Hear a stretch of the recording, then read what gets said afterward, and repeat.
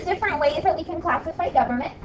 And we have talked about the various theoretical foundations that the United States government was founded on, like Locke, Rousseau, Hobbes, and Montesquieu. And so now we're going to sort of change gears and we're going to talk about the big ideas that are required for our form of government, which is at least ostensibly democratic. So we're going to begin with the idea of individualism. And the idea of individualism is really important for democracy because if not, if we don't believe that every individual is valuable and that every individual idea is significant, then democracy isn't going to work for us, right? Like, if I think that I'm more important than somebody else, or that the views of a group of people, say families or a particular race or whatever it is, if I think that any particular group or person is better than the others, then I don't want everybody's vote to count the same, right? So individualism is a really important, like, underlying criteria for democracy. Then we have the idea of equality, and it gets a little bit more complicated here, because what the heck does equality mean, right? Does equality mean equality of outcome, equality of condition, equality of opportunity? And what does equality of opportunity mean? Does everybody have the same opportunity if I just say, like, okay, go, there's no laws against you? Or does that require, like, eliminating prejudice and making sure that everybody's family background is equally supportive and everybody goes to an equally well-off school? Those are sort of more complicated questions. But to get to the point here, why do we need equality for democracy? Again, this goes to the question of if we're going to believe that our government should be based on individual votes, then we have to believe that everybody is inherently equal in order to want everyone's vote to count the same. If I think that somebody is lesser or a particular group is lesser, then we're going to have problems because I'm not going to want their votes to be included. And so we might have violence trying to keep them from physically getting to the polls, like we saw in the United States after the 15th Amendment was passed. So then a next point here is sort of 2 points together, which is to say that for democracy to work, we have to trust and respect the idea of majority rule. What's a majority? Raise your hand if you can tell me what a majority is. I'm not going to call on you. I want everyone who could tell me what a majority is to raise your hand. If you know what a majority is, please raise your hand. All right, we're doing pretty well. Okay, can you show me a majority of your fingers? There are lots of different numbers here, but so long as you have like 5 and a nub, you're doing good, right? A majority is more than half. So you don't even have to have 6 to have a majority. Anything more than 5 is going to count as a majority. So a majority is 50% plus 1. So we have to believe that whoever gets 50% plus 1 deserves to make decisions for the government. If we don't, then democracy is not going to work for us because we're going to be really angry if we're not in that 50% plus 1. But another really important piece of that, and the way that we get a society to accept majority rule, is to also believe inherently in the idea of minority rights, right? You have to have some kind of protections for the majority or for the minority, because if not, the minority will never accept a government that they are not in charge of, because they know that if they're not in charge, they're going to be brutalized or have their rights removed or be like ostracized from society. All of those are bad outcomes. And so it's really important for democracy to function that we have these protections for rights. So the idea of a Bill of Rights isn't really optional. Sorry, Hamilton and Madison and so on. It's not really optional, because if we can't trust that the minority is going to be protected, then we're never going to be able to believe in majority rule. If you look around the world at places where democracy has been attempted to be implemented, usually by the United States forcing it down other people's throats, it usually fails because of this particular problem. If there are no explicit protections for minority rights, and there's no, therefore, respect for majority rule, then democracy can't function. It doesn't work. Okay, we should send this slide to our legislators, I think. But for democracy to function, we have to allow for compromise. And this is, in my opinion, the biggest problem with our government at the moment, which is to say that nobody is willing to compromise. And we'll talk about why that is later.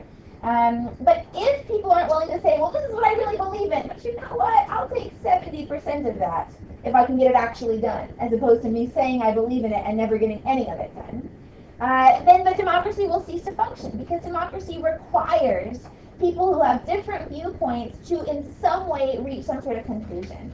That's going to require compromise. It's going to require accepting something that you think is less than perfect, or maybe even that you don't like at all, in order to get something else that you might accept. If every vote comes and goes, if nobody's ever willing to compromise, well then we'll always have gridlock. Right?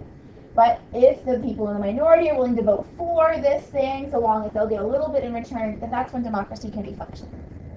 And then, of course, finally, we have to have like realistic protections for individual freedoms. If there is no freedom, then democracy won't function because there's no way for people to make individual and informed choices. And it becomes, I mean, like North Korea has elections, right? But their leader also gets 100 probably plus % of the vote because there's no actual freedom to make a choice, to discuss alternatives, to propose different options. All of those things are missing without freedom. But I like the quote here. This is Oliver Wendell Holmes, and he talks about the idea that freedom is not absolute, that we don't have to have anarchy in order for democracy to function. Because at the same time, kind of going back to the idea of minority rights, we have to make sure that people's freedoms don't then infringe upon other people's rights and keep them from expressing themselves or something like that. So these are the things that are sort of required for democracy. We're going to come back to this and the FRQ in a second. But now we're going to kind of switch gears and we're going to talk about a theory of, so if this is how government comes to exist, right? We've done about the various requirements for a government to exist. We talked about the sources of sovereignty. We talked about theories of how government should function based on these Enlightenment philosophers. But now let's talk about how it actually works, specifically here in the United States. And to talk about that in general, we're going to talk about this guy named Laswell.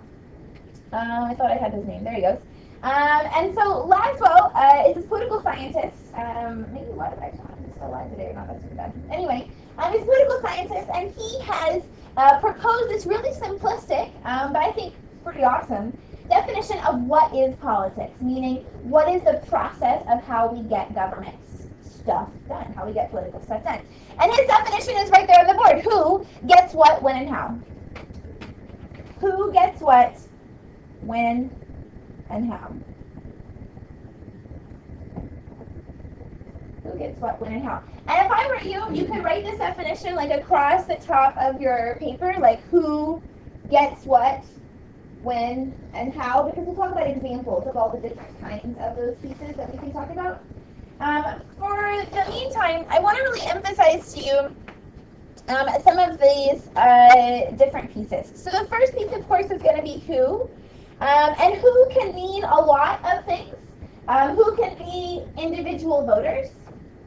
Who can be individual politicians. Who can also be groups of people, right? Who could be a political party. Who could be an interest group. Who could be a group of people who have similar interests but don't have an interest group, like American, I don't know, there's an interest group for everything, but we could have American by religion, right? So a particular group of religious people. We could have a particular group based on their financial status or whatever it is. We can have all kinds of different groups of people. Who can also include businesses, who can include other foreign actors, other countries can have political aims and can take part in our society. So there are all kinds of different who's that can be acting in the political sphere. Next to the word who, would you write the word the actor? This is the person who is doing something in Laswell's model. So the who is going to be the actor. They have to actually be doing something. Here's some more who's, which you can see.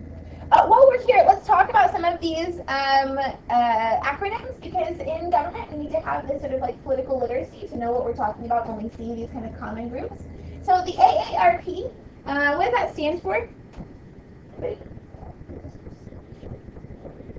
Of retired persons, to be specific. The American Association of Retired Persons. These are old people, y'all, and they're really powerful, okay?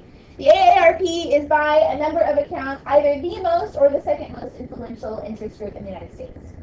The ACLU, anybody? The American Civil Liberties Union. The American Civil Liberties Union, the ACLU. The ACLU has a lot of interest mix for interesting bedfellows, right? They support like Klansmen as well as like LGBT activists or anyone in between who is trying to, who is being like told to stop speaking or stop acting by the government. The NRA, the National Rifle Association. So I told you that the AARP is either the most or the second most influential interest group. The NRA is the one that sometimes takes over the AARP. The NRA has fewer members but a lot more money than the AARP does, and the National Rifle Association has pretty much a singular interest in defeating gun control legislation. PETA?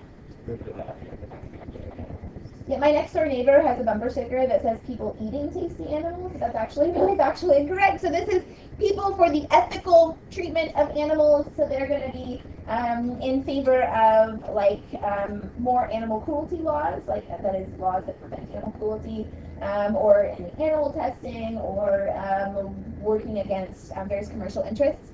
Now, the National Organization for Women, founded by Betty Friedan. So this is a big feminist organization. They're working for equal pay, better leave policies for women, stronger laws and punishments against rape and sexual harassment, that kind of thing. The Sierra Club, what is that? Yeah, they're an environmental group. Sort of funny story. My dad runs a landfill in Virginia. He's a civil engineer, and it's kind of a long story how he got there. But anyway, so he runs this landfill, and he carries all of his landfill papers around in his Sierra Club backpack. He also is like a big environmentalist and thinks that's really important. But he really joined the Sierra Club so that he could find out when they were staging protests against the landfill, because he like gets their newsletter now. And they sent him like a free gift with membership, right? So he gets the Sierra Club backpack. So I just think that's really funny, because he just wanders in with his Sierra Club backpack, and then he's like the guy in charge. So, oops. Anyway, okay, so switching gears now, here's the guess what, and this is really confusing to students. You can put next to guess what the objective, right? This is what somebody is trying to accomplish. So the who gets what.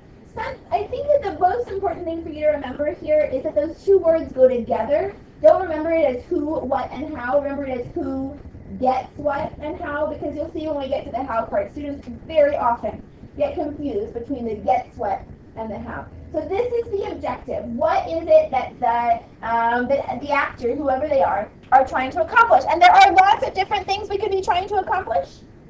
We could be trying to get prestige, name recognition, something like that. Like when there was literally 17 or 18 Republican candidates for the presidency this year, they can't all have realistically been after the presidency. That's not a thing. But some of them could have been after gaining prestige, right? Or they want to be able to sign a book deal later, or they want to elevate their name recognition so that maybe in a few election cycles they'll be like a legitimate candidate or something like that. So it doesn't have to be an actual, and interestingly, that's a good example. The gets what, the thing they're after, doesn't have to be the thing they say they're after. Interesting thought, right? The thing we're after does not have to be the thing we say we're after. It can be something else. So recognition, access or influence is a big thing lots of people are after. They just want to be friends with somebody so that later on they can use that influence. Of course, we have patronage. We can have somebody who's after a job. Just remember, all these things are online, so you could just write down a couple of examples that are salient to you. Contracts, government money, particular office. When people are running for office, they want, one of the things they might be after is to, get the office. To get a law, to get justice, right? It might not be a particular set of things, but we just want justice to be done. We want somebody to take charge and to make a change. And importantly, this last one I would write down because students sometimes forget this. One of the things people can be after is the status quo. That is, they don't want change. So for example, one of the gets what that the NRA is most often after is the status quo.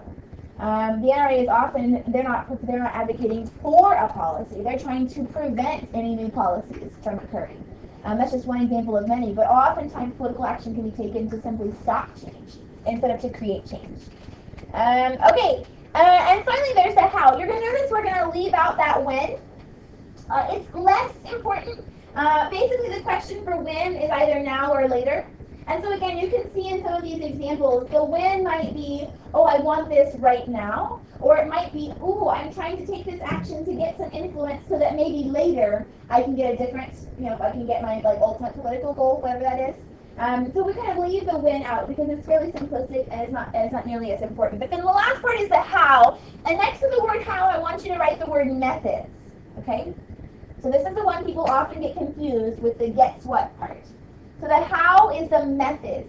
How is it that the person is going after or the group is going after the things that they want? So there are lots of traditional ways to go after what you want. The political party can establish a new platform. The Democrats add a particular plank about immigration reform. This was 10 years ago. And what it was that they were after was that they wanted to solidify their standing with the nation's Latino voters. Or you can have a campaign, a media campaign, a speech, a rally, anything like that. You can raise money in order to accomplish an objective. You can vote. When you go to the polls, all of you will go to the polls.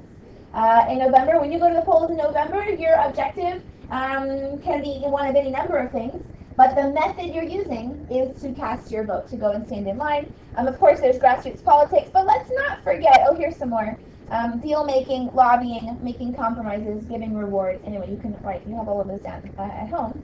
But it's important to know that those are not the only ways that you can influence politics. Those are not the only methods you could use.